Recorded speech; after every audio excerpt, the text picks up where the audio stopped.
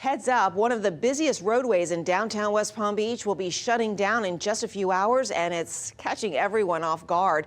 Just today, transportation officials announced the westbound lanes of Okeechobee Boulevard will be closed starting early tomorrow morning while crews work on the railroad crossing near the intersection of Okeechobee and Quadrille.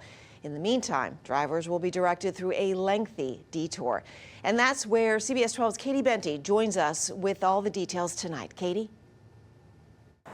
This is one of the most popular roadways in downtown, sitting right in between the bridge to Palm Beach Island and the entrance to I-95.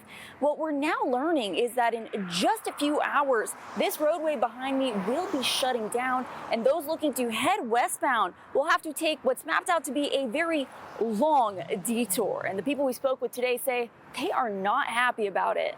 I'm a fifth-generation Floridian, and I understand that the roads here need to be redone, but there's a lot of construction.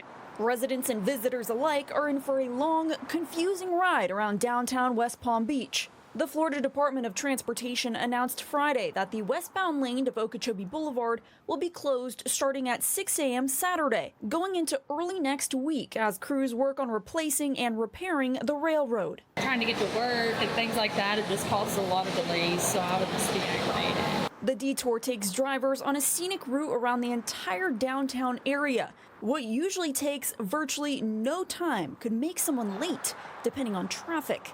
We showed drivers a map of the detour to get their reaction. This just looks very confusing, especially if you have to follow detour signs the entire time. My motto is if you're late, you're late.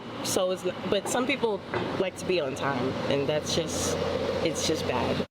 We put it to the test. On the left side of the screen, we drove the original route down Okeechobee, starting at Quadrille Boulevard. The video is sped up for timing, but in total, it took us about a minute and a half. On the right side, we followed the detour up Quadrille over to Palm Beach Lakes and back down Australian. The drive took over 11 minutes. I'm just wondering what other options there are. I mean, I understand we have to do construction, but it sounds like there wasn't much notice to this.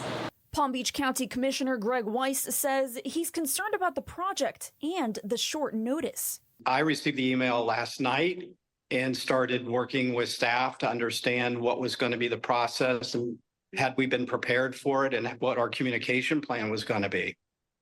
And I have to say, it's disappointing that this, such a major closure, with virtually a 1 day's notice. According to FDOT, the railway company notified them of the project early June. We asked them why drivers weren't notified sooner. They say they've had digital signs like this one up for weeks. Transportation officials say Okeechobee westbound will be closed through Tuesday, possibly Wednesday. Reporting in downtown West Palm Beach, I'm Katie Benty, CBS 12 News. I'm Jim Grimes. Click like and subscribe buttons if you want to see more stories like this that impact you.